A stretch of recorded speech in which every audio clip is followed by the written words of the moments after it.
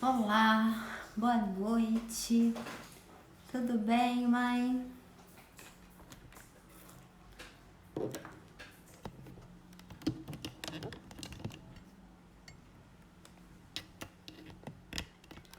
Boa noite, Vivi. Como você está? Ainda tá aqui no Brasil? Já voltou para sua terrinha? Oi, Jonathan. Boa noite para vocês. Pessoal, vamos dar sequência aí na nossa live, né? Começando aí com os recadinhos. O Ian resolveu brincar com o jacarezinho dele, né? Logo nesse momento. Bem com esse barulhinho aí, mas vamos com fé. Hoje nós vamos dar sequência nas nossas lives. E para começar, eu tenho alguns recadinhos, né? Sempre com os recadinhos. Então, eu sou a Júlia Almeida, eu sou biomédica esteta, sou dentista, eu sou dona da Academia Americana de Saúde Estética e sou diretora do IFA Brasil, um congresso multidisciplinar. Deixa eu ver como é que está aqui o volume. Um congresso multidisciplinar que eu faço aqui em São Paulo. E eu queria convidar para vocês a assistirem as minhas lives. São lives toda segunda e quinta-feira, exceto alguns dias. Por exemplo, na quinta-feira do dia 28 não teremos live, tá? Mas aí, com exceção, teremos aí praticamente toda segunda e quinta. A semana que não tiver, eu aviso vocês aí com antecedência para que vocês se organizem. E também queria convidar vocês a participar da última live do mês de janeiro, que vai ser no último dia de janeiro, nesse caso vai ser no dia 31, que vai ser no domingo. Essa live do dia 31 será Conta Pra Mim. É uma live onde que eu vou abrir pra gente conversar sobre tudo que nós já conversamos sobre as lives que aconteceu no mês de janeiro. Então será a última live do mês pra gente fazer um resumão, tirar dúvidas, compartilhar informações, compartilhar depoimentos, vivência clínica, porque eu acredito que assim a gente possa crescer e evoluir para uma estética aí mais científica, mais humanizada. Eu gosto muito do multidisciplinar, então quem me acompanha já sabe que eu sou super adepta e a favor do multidisciplinar, e eu percebo que as pessoas que estão me seguindo são de diferentes áreas. Eu acho interessante esse contato para que a gente possa compartilhar experiência e ir evoluindo. Então fica aí o meu convite. A última live do mês será Conta Pra Mim, e é assim, ó, o que você acredita que te impede de atingir resultados duradouros na harmonização facial. Então vamos aí participar, tá? Essa live, você pode encaminhar a sua solicitação para participar ao vivo, então você entra ao vivo comigo na live e a gente vai trocando aí as figurinhas, tá? Então fica aí o meu convite para essa última live também. Hoje nós vamos conversar sobre os exames laboratoriais, que é um tema que eu vejo que é bem falho, né, na parte de harmonização, estética, enfim. E é um assunto que eu gosto muito de falar, até porque como eu sou biomédica, então exames laboratoriais, intercorrências, valores de referência, exames que são compatíveis ou não, é algo que eu me sinto mais confortável em conversar. E eu já gosto de falar sobre isso e eu percebo que é algo que as pessoas não levam muito em consideração. Então, por isso que eu resolvi a transformar o meu Instagram em algo mais voltado para esse assunto, para que a gente consiga lembrar da importância dos exames laboratoriais, o quanto que eles podem interferir na qualidade desses resultados. E se a gente tiver um melhor domínio sobre isso, nós vamos conseguir otimizar os nossos resultados. E quando eu falo em otimizar esses resultados, é em nós termos resultados duradouros e resultados que são visíveis aos seus olhos e aos olhos do paciente, né? Que às vezes vocês fazem um procedimento e aquilo é muito curto o prazo de durabilidade daquele procedimento, ou às vezes não conseguir uma resposta tão satisfatória. E muitas das vezes, quando nós temos um domínio sobre os exames laboratoriais e que nós entendemos como que eles podem interferir diretamente no nosso organismo, a gente consegue reparar, nós temos recursos para conseguir fazer com que isso melhore os nossos resultados, tá?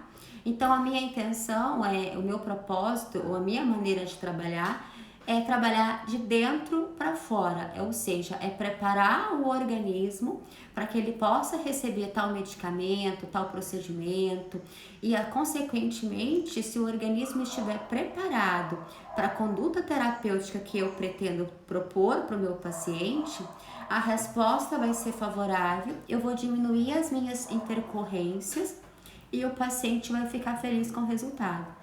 Consequentemente, se meu paciente fica feliz com esse resultado, eu terei mais propagandas boca a boca, que isso conta muito.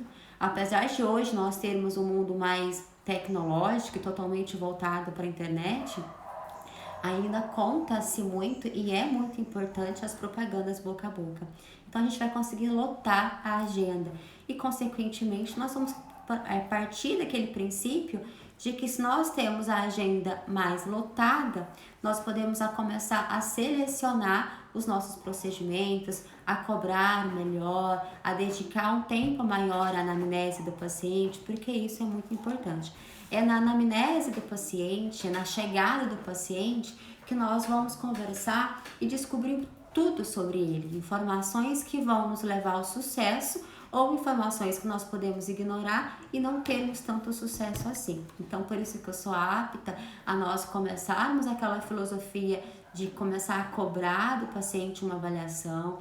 Eu sei que isso não é uma realidade de todos, mas não resolve um grupo de pessoas fazerem e outras não, porque nós ainda temos profissionais que eles estão mais preocupados com o preço. Então, assim, se um grupo de profissionais começam a cobrar consulta e outro grupo não, vai ficar mais difícil para ambas as partes. Então, se todo mundo entender a importância e o porquê que é válido cobrar consulta, isso vai ficar normal na nossa classe e vai ficar mais fácil para a gente poder dedicar um tempo a mais ao nosso paciente na anamnese.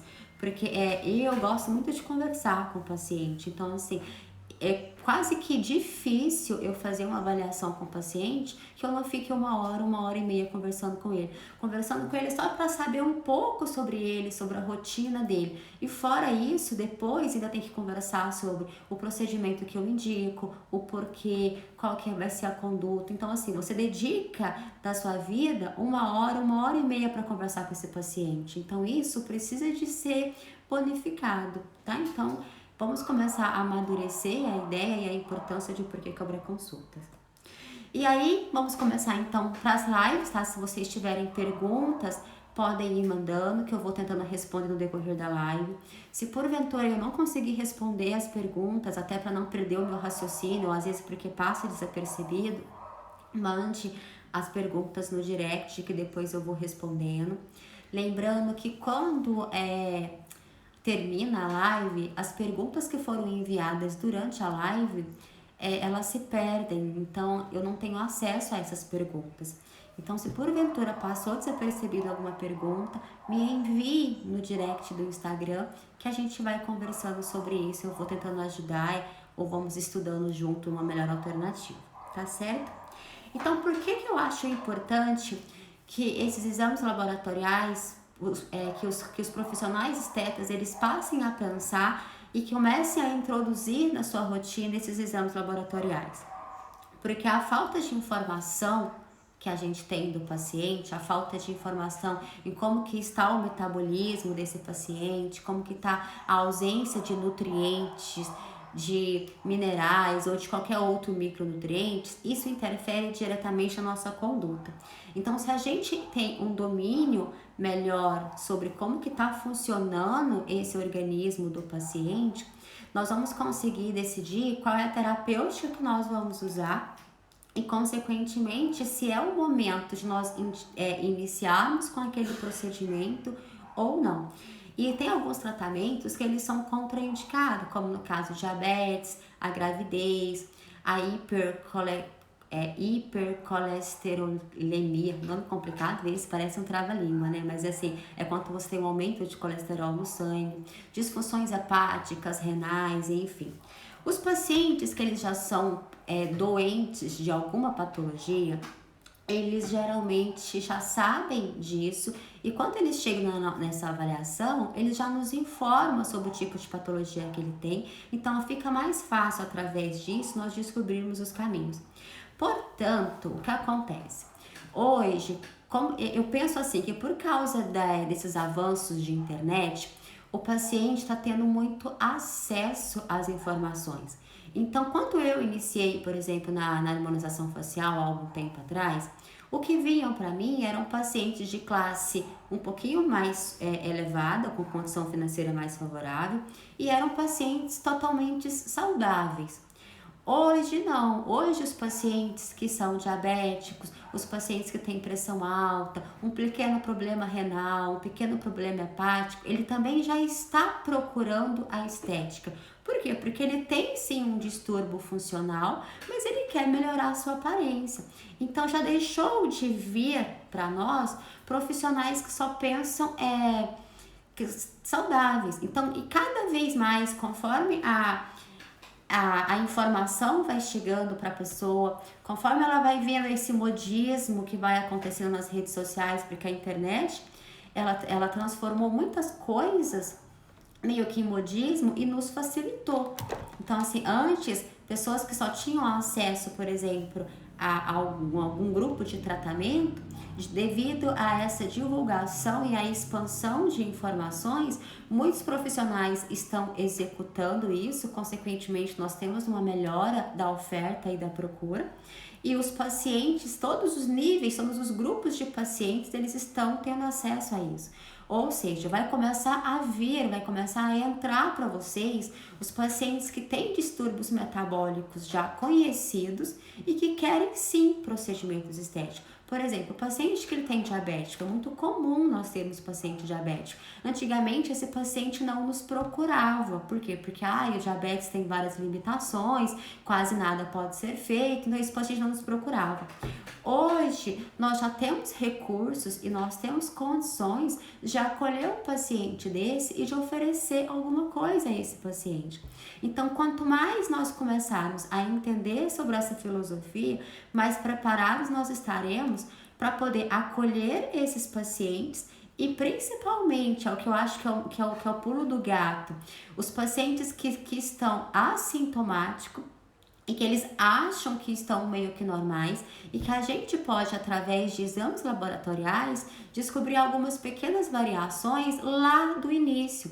Então, se nós estivermos preparados e qualificados para poder interpretar esses exames e poder associá-los junto com o histórico clínico desse paciente, nós vamos conseguir prevenir muitas coisas, ou pelo menos saber orientar esse paciente a procurar um profissional qualificado, que muitas das coisas não vão estar na nossa alçada. Então, assim, nós temos que ter o bom senso e a humildade de saber até onde nós podemos ir e indicar aquele paciente para um profissional que seja competente também, tá?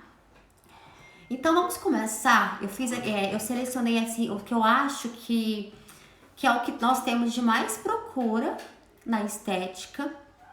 E dentro desses assuntos que nós temos mais procura, então eu vou falar um pouquinho sobre os exames, sobre o porquê, mas pode ser que fique aí, a estética, ela tem inúmeros procedimentos, então eu não consigo listar um a um e explicar onde que a gente pode entrar com os exames laboratoriais. Então eu selecionei os que a gente mais vende no consultório, na clínica de estética, pra gente conversar sobre algum deles. E a partir daí, vai nos abrindo os olhos, nos chamando a atenção para outros procedimentos, para outras solicitações, e com isso a gente vai estudando mais, vai lendo mais artigo, vai indo atrás da informação, né? Ninguém é dono da verdade, ninguém é dono aí de toda a informação. Então, cabe a gente acender aí uma luzinha e através dessa luzinha a gente ir atrás de melhorar esse conhecimento, tá? Então, nós temos aí, o que eu percebo, a redução de medidas, que é uma queixa que o paciente geralmente vem e que há uma demanda grande no consultório. E dentro dessa redução de medida, nós temos alguns critérios que terão que ser levados em consideração. Nós temos que pensar se a mecânica que nós vamos usar para aquela redução de medida, se ela vai causar uma lipólise, se vai causar uma necrose ou se vai causar uma apoptose. Porque de acordo com essa mecânica, de acordo com esse procedimento, nós vamos ter uma via de eliminação da gordura, por exemplo. Então nós temos que pensar no seguinte: qual via de eliminação de gordura que eu quero submeter esse paciente? Se a gente for pensar numa lipólise, então vamos falar um pouquinho sobre cada uma delas, para que aí no fim eu consiga explicar um pouquinho o porquê de alguns exames necessários. Para a gente poder pensar na lipólise, nós primeiro temos que pensar na lipogênese. Então a lipogênese é o que? É a formação da glândula do adipócito, da célula de adipócito, como que ela se origina, como que ela começa. Então a gente tem que entender da onde que ela vem, como que ela é formada, porque a gente entendendo isso, fica mais fácil nós entendermos como que nós vamos eliminar, tá? Então a lipogênese, ela vem a partir de um carboidrato que a gente come, por exemplo. A gente se alimenta de um carboidrato, esse carboidrato ele se quebra e ele quebra e transforma em glicose. Glicose é a nossa principal fonte de energia. Quando a gente quer uma energia rápida, até para as nossas funções metabólicas, só por fato de nós estarmos vivos, nós consumimos energia. Quando nosso organismo ele necessita de uma energia mais rápida, ele quebra glicose e libera isso como fonte de energia para nós. Outra coisa é a digestão de gordura. Quando a gente se alimenta de gordura, que o nosso organismo ele pega essa gordura para ele transforma essa gordura em ácidos gráficos. Então o organismo tem a glicose e tem o ácido gráfico. O que ele faz? 3 ácidos gráficos unidos a um glicerol forma um triglicérides. E esse triglicérides é a gordura que nós temos aí no organismo, uma dessas gorduras. E aí o organismo ele pensa assim, em utilizar esse triglicérides como fonte de energia, ou se o organismo tem muito, ele vai acumular, ele vai estocar isso. Então ele pode estocar essa gordura, né, em regiões específicas do corpo, como por exemplo, o que é mais comum, barriga, interno de coxa, essa região aqui do braço que eu esqueci o nome, mas a gente tem aqui essa gordurinha aqui, nas costas. Então o que acontece? Se tem esse excesso de ácidos graxos junto com a glicose, ele forma o triglicérides e o organismo acumula, porque o organismo ele entende assim, eu preciso estocar. Se tá sobrando, vamos estocar, vamos guardar, porque pode ser que um dia você necessite, ele tira do estoque e libera para você. E aí, assim, quando o organismo tá em falta, quando você precisa de muita energia e a sua ingestão de energia tá pouca, o organismo pega esse triglicérides e ele quebra e gera a lipólise. Então, para nós termos a lipólise no nosso próprio organismo, tipo assim, eu preciso que o meu organismo faça uma lipólise para que eu consiga utilizar aquela gordura como fonte de energia, o meu organismo precisa de estar carente de energia, porque aí ele usa da reserva. Mas as pessoas que vêm nos procurar porque tem gordura localizada, ela não está carente de energia, muito pelo contrário, ela está produzindo muito mais do que o que ela está consumindo, então o organismo está guardando. Então aí vem a lipólise, que é uma delas que a gente utiliza na clínica de estética. Então o que acontece com a lipólise? A gente usa procedimentos que a gente libera de dentro do adipócitos os ácidos graxos. Então a gente libera o ácido graxo e o glicerol. E desses ácidos graxos que a gente libera ele de 2 formas. Um que será metabolizado e outro que não será metabolizado. Esse que não será metabolizado pelo organismo, ele circula pelo organismo, ele passa pelo fígado, ele passa pelos rins, volta e é guardado em algum lugar lá novamente. Quando você precisa, quebra e você consegue utilizar isso como fonte de energia, ele é eliminado, porque aí o organismo precisou de uma energia, utilizou essa glicose que você, essa glicose não, esse ácido graxo que você liberou e tal. E aí assim, o ácido graxo, quando você libera ele tem duas funções. O músculo, ele necessita muito desses ácidos graxos, ele consome muito mais ácido graxo do que o organismo como glicose, por exemplo. Então, se você faz uma atividade física, é interessante porque aí você quebra esse ácido graxo, libera ele e vai para o músculo como fonte de energia. Se você não utiliza, se o músculo não precisa desse ácido graxo, por exemplo, aí ele pode acumular no fígado. Agora pensa aqui comigo, o paciente às vezes ele tem um acúmulo já de gordura na corrente sanguínea e às vezes o paciente nem sabe.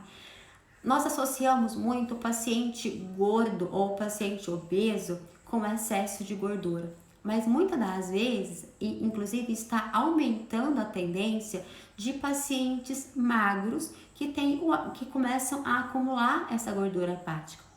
Então, se você já está com certo acúmulo, começando a acumular gordura no fígado, e você submete ao paciente, no caso de lipólise, e ele não vai utilizar esse ácido graxo como fonte de energia, você apenas está ajudando com que acumule aquela gordura no fígado, com que acumule aquela gordura na corrente sanguínea. Então, é importante que a gente pense como que está o metabolismo do paciente para a gente poder pensar numa terapêutica. E uma outra coisa, uma outra via de descarte, não, descarte não é a palavra certa, uma outra via de eliminação dessas gorduras pode ser através da necrose. Então, quando a gente tem uma injúria ou causa uma lesão, uma agressão naquela célula, aquela célula ela tem uma necrose, ela morre. E quando ela tem uma necrose, primeiro as paredes celulares dela, ela vai perdendo a função. Então há o aumento do volume celular, por quê? Porque começa a entrar água dentro dela. E isso desorganiza todo o citoplasma dela, ela perde a integridade da membrana celular e ela rompe. Quando uma célula necrosada ela rompe, ela libera para o organismo substâncias que já não estão mais vivas. Então há um processo inflamatório, porque aí quando ele liberou para a corrente sanguínea, o organismo vai lá, naquele resto que ele liberou, há um processo inflamatório e ele vai conseguindo eliminar aquilo. Se o paciente já tem, por exemplo, um organismo já mais inflamado, um exemplo, uma glicação, eu gosto muito de falar de glicação, né? Mas a glicação, ela causa uma inflamação no organismo. Se o paciente já tem uma certa glicação, o organismo dele já é um pouco inflamado. Um pouco ou muito, enfim, depende do tanto de glicação que ele está. Então, se você submete esse paciente a uma necrose, onde que ele necessita do organismo para que tenha um processo inflamatório para eliminar esses resíduos, às vezes essa eliminação não vai ser tão eficiente, porque o próprio metabolismo já está um pouco falho por causa da glicação. O mesmo acontece em casos de desbiose, inflamação intestinal. Se o intestino está inflamado, consequentemente todo o organismo fica inflamado junto, porque o intestino ele é responsável por inúmeras funções. Então, se está acontecendo uma inflamação, consequentemente, quando eu levo o paciente, que eu estimulo o paciente a ter uma necrose celular de gordura, celular das células de gordura, eu preciso de verificar se esse organismo está funcionando para conseguir eliminar isso. Uma outra função também, um outro meio de você perder, de você eliminar essa gordura é através da apoptose. A apoptose ela é muito conhecida e muito falada através do aparelho de criolipólise, né? Utiliza-se muito a criolipólise no aparelho. E eu não sei explicar o porquê que o aparelho chama criolipólise, se na verdade ele causa uma apoptose. O que acontece, assim, por que tem esse nome, eu não sei. O princípio, a origem, a mecânica do aparelho é causar apoptose, mas ele também gera uma lipólise. Então, se algumas células ele estimula, ele leva à morte, mas ele lesiona algumas células, ele rompe algumas células e faz com que haja uma lipólise. Então, Durante todo o procedimento de criolipólise, existe sim a lipólise, em menor concentração, em menor proporção do que a apoptose. Mas eu não sei te explicar o porquê que o aparelho chama criolipólise e não crioapoptose, né? Deveria chamar crioapoptose. Mas enfim, eu não sei. Se alguém souber também e quiser compartilhar comigo, eu agradeço. A apoptose, o que é o interessante na apoptose? É que a célula, ela vai se deformando, ela vai fragmentando, só que ela não rompe a membrana celular. Então, não há um processo inflamatório ali intenso por causa que não há esse rompimento. Então, ela vai se fragmentando em pequenas células, não é células, é que a célula tem que ter núcleo, em pequenas porções, e aí o macrófago consegue ir lá e fagocitar essa célula. Por que é importante a gente saber dessas vias de eliminação? Para a gente detectar se o paciente tem alguma pequena alteração a nível de lipídios no organismo, nós escolhermos a melhor via de eliminação dessa gordura favorece o paciente e não sobrecarrega o organismo dele. Então, quando você recebe um paciente que ele tem como queixa uma gordura localizada, nós temos que pensar o seguinte, ele quer o quê? Ele quer redução de medidas. Esse paciente é um paciente normal, é um paciente pré-obeso ou é um paciente obeso? Então, nós temos que pensar também e fazer o índice de massa corpórea desse paciente. Às vezes, passa muito desapercebido isso, e essa é uma informação muito importante para quem vai trabalhar com redução de medidas. Uma das informações que tem que estar lá na sua ficha de anamnese é o IMC desse paciente. Esse paciente entrou com qual numeração de IMC? Você está tratando, está cuidando, ele evoluiu para quanto? E para você conseguir verificar o IMC do paciente, você vai pegar o peso do paciente e dividir ele pela altura ao quadrado. Então, eu até coloquei aqui um exemplozinho do meu IMC para vocês terem uma ideia. Então, você pega 50, porque eu peso 50 quilos, e você vai dividir isso pela altura. Então, a minha altura é 1,60. Então, é 1,60 vezes 1,60. Então, você pega 50 e divide pela 2,56, que é o meu 1,60 vezes 1,60. Então, o meu índice de massa corpórica deu 19,5. 19,5 eu estou num peso normal, de acordo com a minha altura e de acordo com o meu peso. Então, vocês precisam de verificar se o paciente de vocês, se ele é pré-obeso ou se ele é não. Por quê? Porque se o paciente ele é obeso ou se ele é pré-obeso, já te alerta, já te acende um sinal importante em relação a eu preciso investigar os lipídios desse paciente ou não. Se o paciente é um paciente normal, que tem os hábitos de vida alimentares saudáveis, que faz atividade física, então se é um paciente que tem um pequeno acúmulo de gordura, tudo bem, você pode fazer o procedimento e às vezes não há necessidade de você avaliar o perfil lipídico desse paciente. Mas se no IMC você detecta que esse paciente já tem uma pequena alteração, vale a pena você investigar os níveis lipídicos desse paciente para você decidir qual é a conduta que você vai tomar.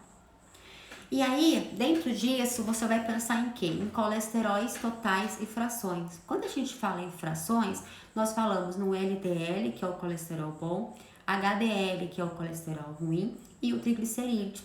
E o triglicerídeo é aquela gordura que fica circulante ali no corpo, que vai acumulando. Então, quando a gente vai acumulando gordura no adipócito, na verdade, nós estamos acumulando triglicerídeos dentro da célula.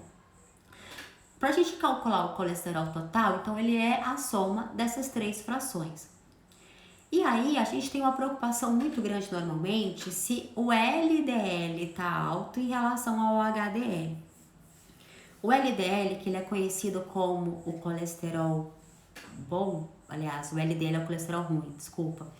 Ele tem 11 tipos de LDL.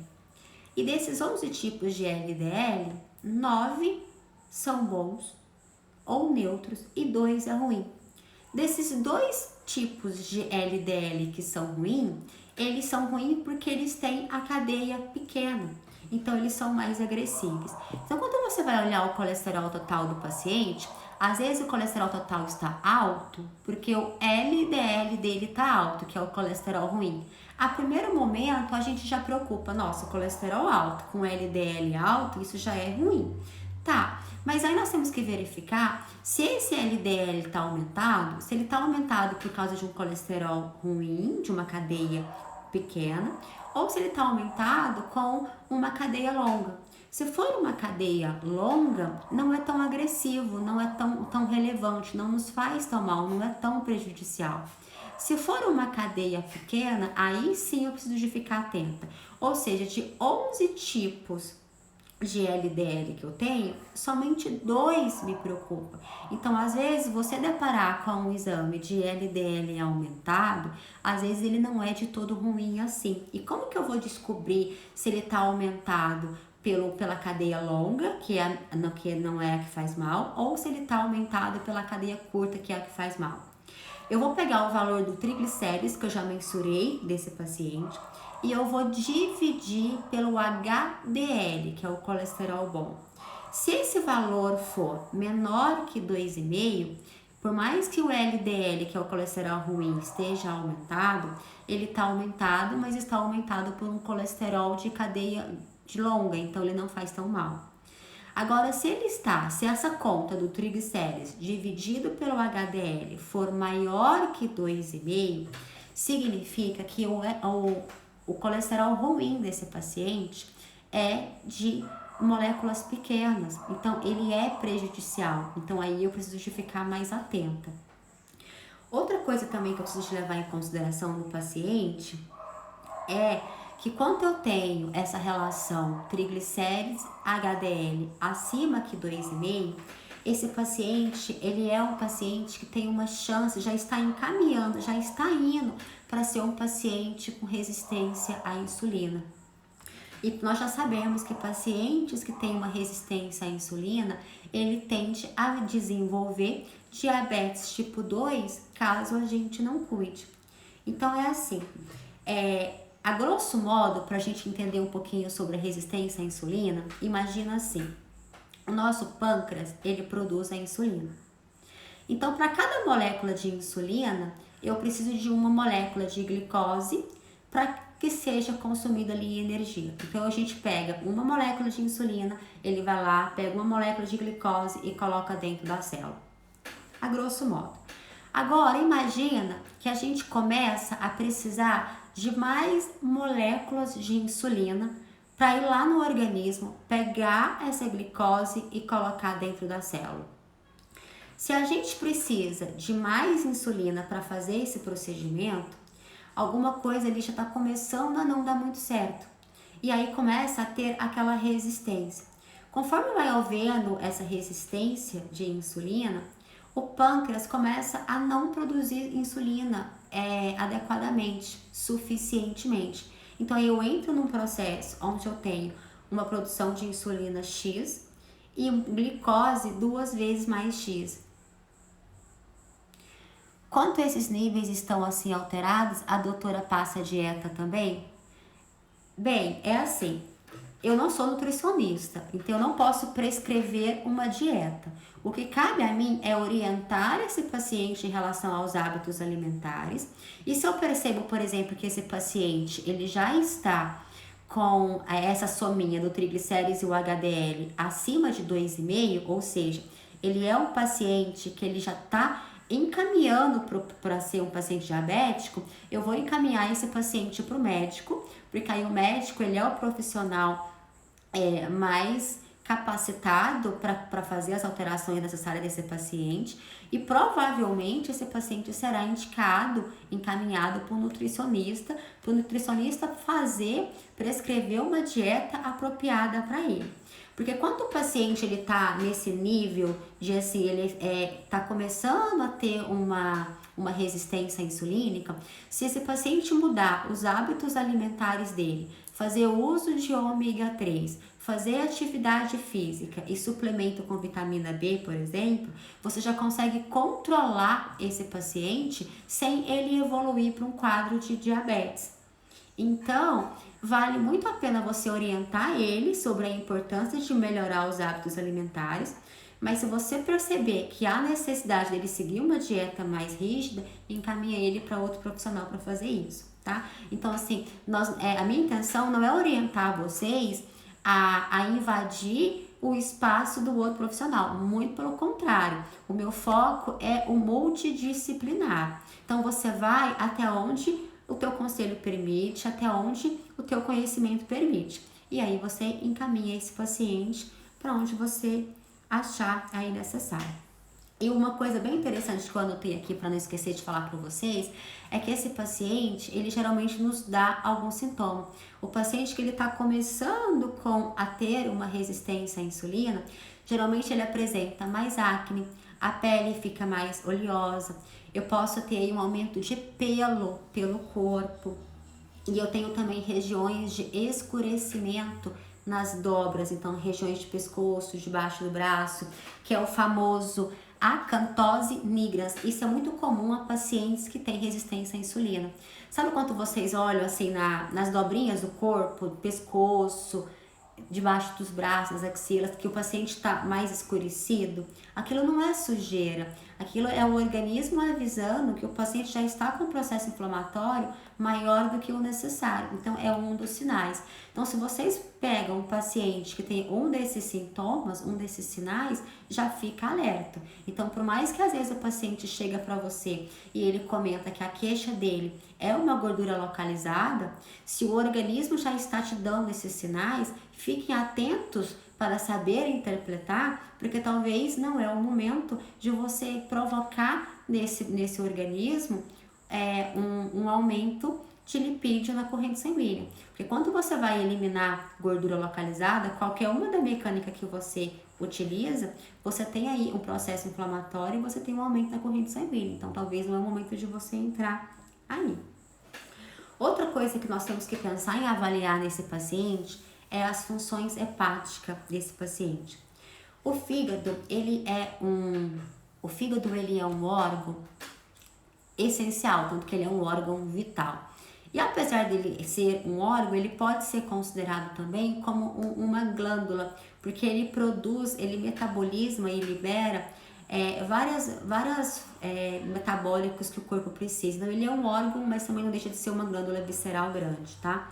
Então, o fígado, ele é responsável por armazenar vitaminas, armazenar alguns nutrientes. Ele faz a liberação e o armazenamento de glicose, de gordura, ele metaboliza vários medicamentos, enfim, ele é essencial. Então, quando você vai estimular o teu paciente a um procedimento de gordura localizada, geralmente todo procedimento que você faz, o organismo leva para o fígado o sintetiza aquilo, encaminha para os rins e os rins eliminam. Só que se o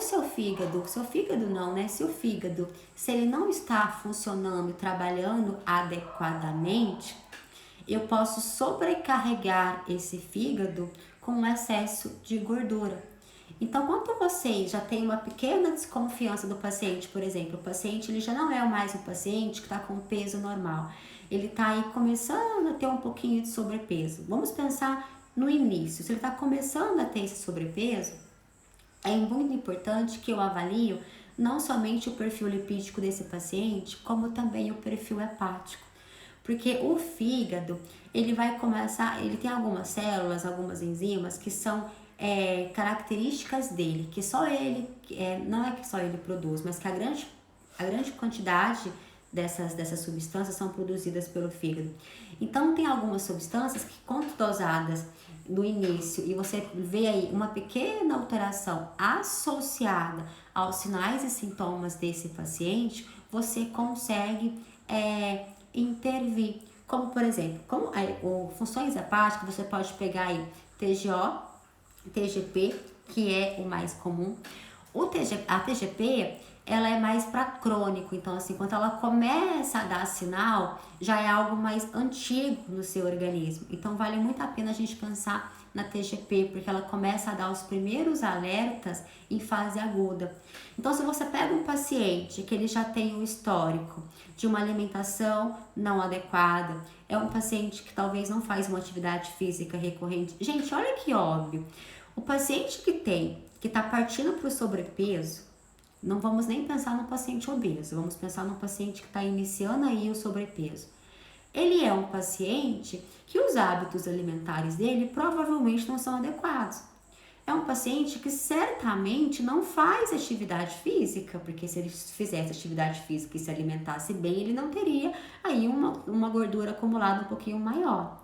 Então, esse paciente, a gente tem que ficar muito atenta, porque assim, não resolve você pensar em eliminar essa gordura se o paciente não fizer uma atividade física. A única maneira que o organismo tem de liberar essa atividade, essa gordura, esse lipídio que você liberou na corrente sanguínea, é ele utilizando isso como fonte de energia.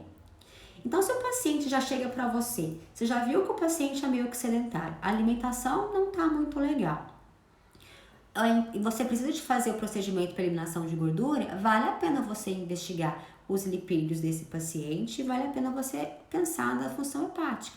São todos os pacientes que você vai fazer isso? Não, não são. Se os pacientes estão com o IMC normal e é um paciente que tem um histórico de hábitos tranquilo, ele tem uma pequena gordurinha ali que você vai fazer um procedimento ou outro, aquilo vai se resolver. Todos nós temos aquela micro gordurinha que nos incomoda em algum lugar. Mas isso é diferente de uma mega gordura, Então, é diferente nós tratarmos gordura localizada do que querer que o paciente emagreça todo com aquele procedimento. Compreende essa situação?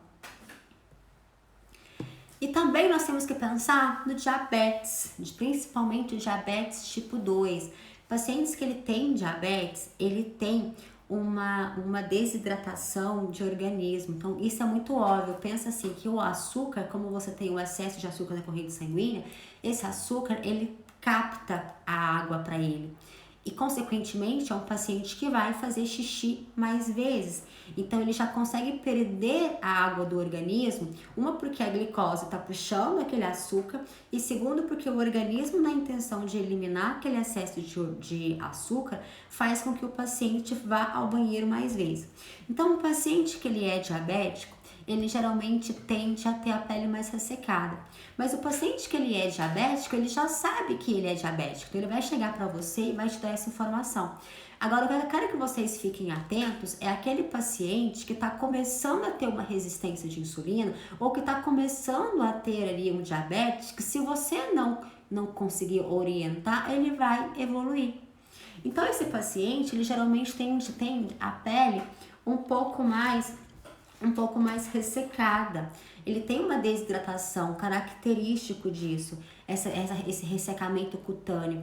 E isso é aceitável por quê? Porque está começando a ter ali um acúmulo de açúcar no sangue e esse açúcar junta a água para ele. Então, o que acontece? O diabetes tipo 2 é quando o organismo ele não produz insulina o suficiente para aquele tanto de glicose. E o que é mais comum disso é de o paciente evoluir para esse quadro. Então, lembra ali agora há pouco, quando nós conversamos sobre a fração do triglicérides e o HDL, quanto isso dá mais que 2,5, esse paciente tende a ter uma resistência à insulina. Se essa resistência à insulina não for contornada, se ela não for acudida no início, esse paciente evolui para um diabetes do tipo 2. Então, quando você vai fazer, por exemplo, um microagulhamento, uma criolipólise, enfim, um procedimento que você vai necessitar de causar um processo inflamatório nesse paciente, esse paciente não vai responder favoravelmente. Por quê? Porque a pele dele é tão inflamada que ele não vai ter resposta ao seu tratamento. Então, quando você tem uma desconfiança de que aquele paciente não tá legal, se ele tem todos os sinais ou sintomas de que está começando a ter uma hiperglicemia, vale a pena você solicitar um exame. E o que eu percebo? Que como nós não temos o hábito de solicitar exames, isso não faz parte do nosso cultural, às vezes o profissional esteta, ele até tem uma desconfiança, Oriente esse paciente talvez a procurar um médico ou não, mas aquilo cai no esquecimento. Então você mesmo pode prescrever para esse paciente um encaminhamento e solicitando aquele exame. Lembrando que não é que assim, todos os profissionais da área da saúde, eles podem solicitar exames médicos. E falei isso na primeira live para vocês. Inclusive, o próprio paciente, ele pode ir ao laboratório e falar, olha, eu quero fazer o exame X e Y. Essa questão de quem pode solicitar ou quem não pode solicitar, isso pesa muito para convênios de saúde. Então, como os convênios, eles fazem o possível para restringir o número de exames que tem que ser feito, porque é uma questão política e financeira, quanto menos exame ele fizer e mais você pagar, mais ele ganha. Então, criou uma regra, leis de quem é que pode prescrever exames a nível de convênio médico, que o convênio aceite ou não. Então, digamos que você é um profissional esteta, que o convênio não aceita a sua solicitação de exame. Então, esse paciente, ele pode fazer o teu exame pelo particular, é uma opção, ou não, ele tem convênio e ele tem o direito de fazer esse exame pelo convênio, ele quer usufruir disso. Você pode fazer um encaminhamento desse paciente para o médico, por exemplo, olha, ao colega médico, ao colega fulano, encaminha solicita desse paciente os exames X, X, X, Y, Z, porque de acordo com a minha anamnese e tal, eu tenho uma leve suspeita de que talvez os níveis fulano, ciclano pode ter alguma alteração e eu quero saber desses resultados para eu poder decidir se eu faço esse tratamento agora ou não. Então, assim, o que acontece? O médico, ele gosta de ser a estrela, isso é fato. Então, se você não fizer uma cartinha bonitinha, humilde ali, explicando por que você quer, que você necessita daquele exame, ele às vezes não vai querer trocar o seu pedido pelo pedido dele, porque ele vai sentir que ele foi invadido por um outro profissional. Agora, quanto você é mais humilde, que você justifica o porquê que você quer aquele exame, que você precisa dele para você decidir se você vai fazer tal procedimento ou não, ou você quer descartar e tal, ele reconhece que você foi inteligente, foi sábio e não vê problema nenhum de trocar o seu pedido. Mas tem que ter ali aquele joguinho de cintura para trabalhar com o médico. Outra coisa, também você pode fazer aí uma amizade, uma parceria com um médico, independente de qual que é a área dele, e aí ele pode fazer esses pedidos para você. Se você tem uma amizade com um médico, você consegue pegar esses pedidos mais favoravelmente, sem grandes estresses, né? Mas lembrando que se o paciente vai fazer isso pelo particular, você pode solicitar para ele sem nenhum problema, tá bom? Um outro procedimento também que nós temos que ficar atento e que eu percebo que às vezes isso passa muito desapercebido é em relação ao procedimento de carboxiterapia. Como que acontece com a carbox? Eu coloco a injeção de um gás, né, o dióxido de carbono, e quando eu coloco aquele gás lá dentro, o meu organismo automaticamente, ele aumenta a circulação sanguínea naquela região que foi injetada o gás, com a intenção de aumentar o número de células para levar oxigênio, o número de hemácias para levar oxigênio. Se esse paciente, e aí o que acontece? Ele faz essa troca, né, do gás carbônico pelo oxigênio, mas para isso gera ali um processo inflamatório, e esse processo inflamatório ele é ótimo porque ele acaba estimulando os fibroblastos a produzir colágeno, elastina e tal, mas eu preciso de controlar essa troca gasosa. Se o paciente tem, por exemplo, um problema renal, os rins, ele é um órgão que controla o nosso ácido básico, o famoso tampão do organismo. Quando você submete o paciente a uma carboxiterapia, naquela região que está sendo aplicada o gás, eu estou tendo uma troca de ácido básico. Então, o organismo, ele precisa de estar funcionando adequadamente para que ele consiga levar oxigênio de uma forma necessária para aquela região, ou seja, se é um paciente que está com anemia ou que está com o número de hemoglobinas baixa, ele vai conseguir levar o oxigênio de uma forma mais eficiente. Então, às vezes você está esperando que você vai fazer o procedimento de carbox, porque você já tem o hábito de fazer carbox, e os seus pacientes costumam responder super bem, e às vezes um paciente ou outro não responde tão bem, vale a pena você solicitar um hemograma desse paciente para ver como que estão as células vermelhas, a linhagem vermelha desse paciente. Se essas células estão num tamanho apropriado, se o tanto de hemoglobina é o que você gostaria. Consequentemente, você vai conseguir perceber se esse paciente está oxigenando bem a tal ponto de você conseguir fazer com que haja a troca do CO2 pelo oxigênio. Então, isso, o hemograma é primordial para quem vai fazer uma carboxterapia. E aí, se necessário for, de acordo com a sua avaliação do paciente, talvez é importante você verificar as funções renais desse paciente, porque é esse paciente que vai controlar ali o ácido básico. Então, se é um paciente que está com distúrbio renal, isso não vai funcionar tão bem. Então, aí o seu procedimento, que poderia ser benéfico, ele acaba sendo não tão bom. Imagina assim, quando a gente vai fazer a carbox, vamos pensar aqui na região dos olhos, que é uma região que a gente faz muito. Então, eu geralmente faço uma região da pálpebra, a pálpebra inferior, a pálpebra superior. Eu evito fazer as duas pálpebras juntas, porque quando você coloca a ingestão do gás, aquilo fecha o teu olho e fica um pouco desconfortável. Então, eu coloco aqui na região da pálpebra. Então, eu faço assim, coloco na pálpebra, tem aquele aumento de volume, eu aguardo aquela região da pálpebra inferior voltar ao normal, e aí, em seguida, eu faço a outra pálpebra. Ele tem aquele excesso de gás, incha, infla, o olho fica até meio que fechadinho, aguardo voltar ao normal para depois eu ir para uma próxima situação. Mas vocês já tiveram, por exemplo, algum paciente que vocês fizeram tudo isso e o paciente foi embora para casa desinchado, ele foi normal, lindo, bonitinho, igual você pegou ele normal, aí fez o procedimento, ele ficou normal de novo, ele foi embora para casa. Aí passa um tempo, é uma questão de horas, ele te manda mensagem assim, olha, tô inchando. E às vezes esse edema é tanto que o paciente pode até não abrir os olhos. Isso depende um pouco do organismo daquele paciente. Então, tipo assim, o que pode estar acontecendo? Às vezes, esse paciente pode estar com uma deficiência de hemoglobina. Então, ele pode estar levando pouco oxigênio para aquela célula. Se ele leva pouco oxigênio para aquela célula, o gás carbônico ali que você injetou, ele causa uma resposta inflamatória muito mais potencializada do que o que você gostaria. Às vezes, esse paciente pode estar com uma pequena alteração renal e não está conseguindo fazer o equilíbrio ácido básico adequadamente. Consequentemente, naquela região que você injetou mais ácido, ele não está conseguindo neutralizar. Então, ele tem um edema um pouco mais tardio.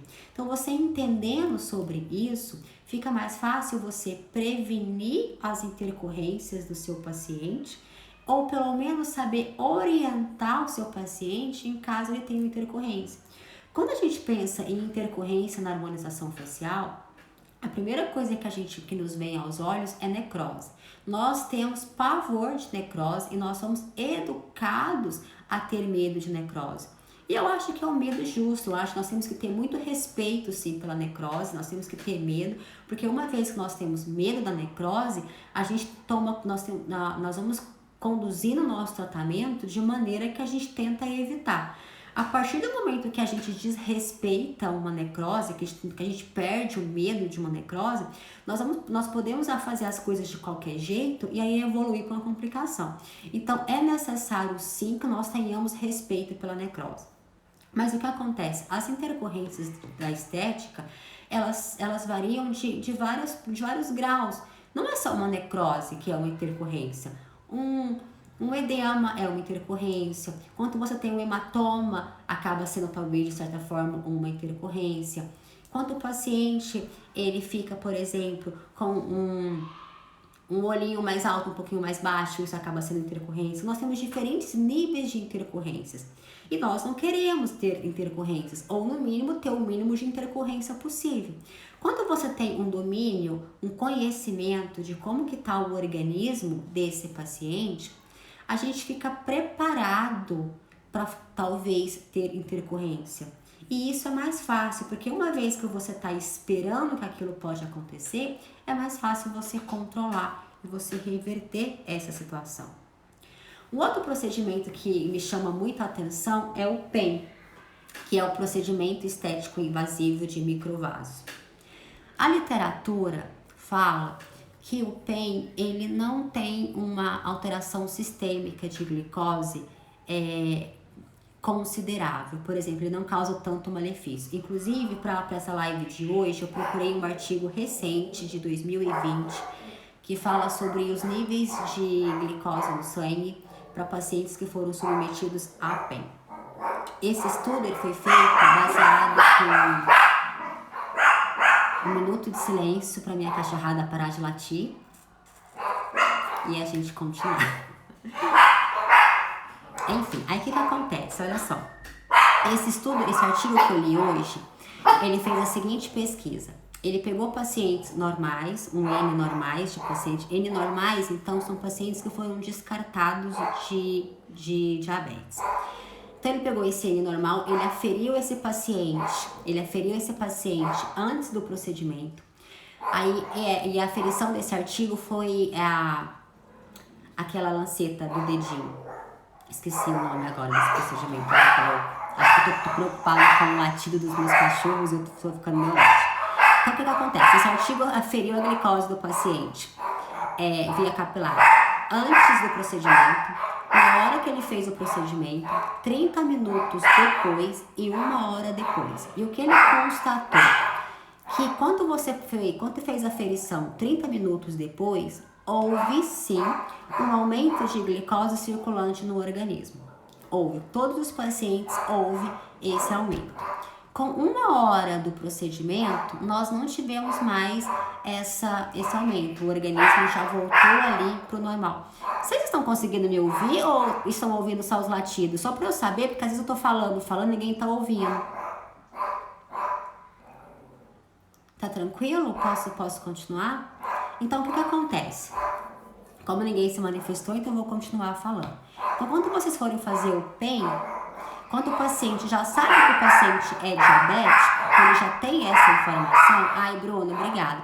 Então, quando o paciente já tem essa informação, é importante que você não faça o PEN nesse paciente, tá? Agora, se o paciente é um paciente normal, e pelo que você descobriu no histórico dele, na anamnese do paciente, e vocês constataram que é um paciente normal, o PEN vocês podem fazer tranquilamente, perfeitamente. Agora, imagina aqui comigo que vocês peguem um paciente magrelo, igual eu, por exemplo, mas que eu tenho um acúmulo de gordura no fígado, ou que eu tenho uma pequena alteração nos meus lipídios, mas eu não sou obesa.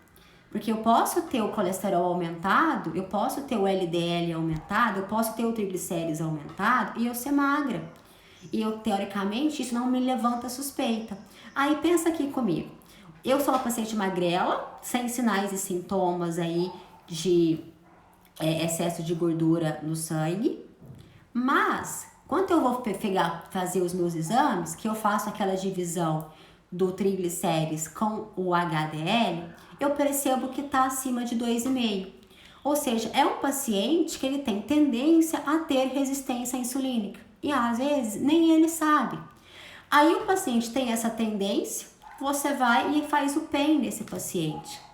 E eu espero com fé que vocês tenham o bom senso de usar no máximo 10 ml de glicose 75% nesse paciente. Porque eu já vi colegas que usaram muito mais do que isso. Tá? Então, eu sugiro, vamos pensar que vocês vão usar no máximo 10. Então, você tá pegando aquele paciente e tá sobrecarregando ele de açúcar.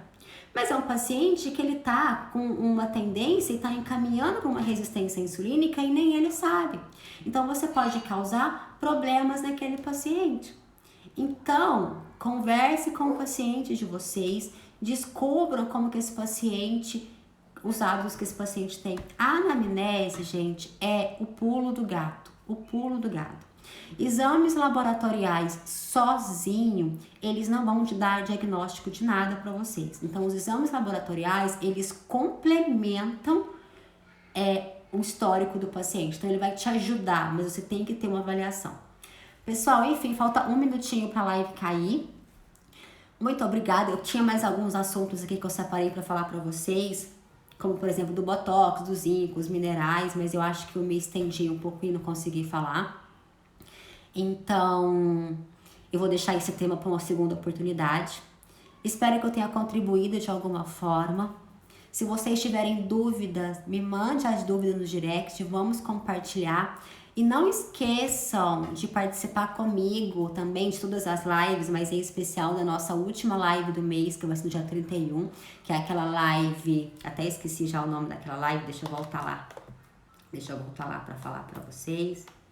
Ai, vai até eu cair, eu não falo pra vocês. Que é a live Conta Pra Mim, que é aquela live que nós vamos conversar, que vocês vão entrar e vão interagir comigo pra gente agregar o nosso conhecimento, então participa. Muito obrigada por estarem aqui em mais uma live comigo. Um beijo, fiquem com Deus e até a próxima.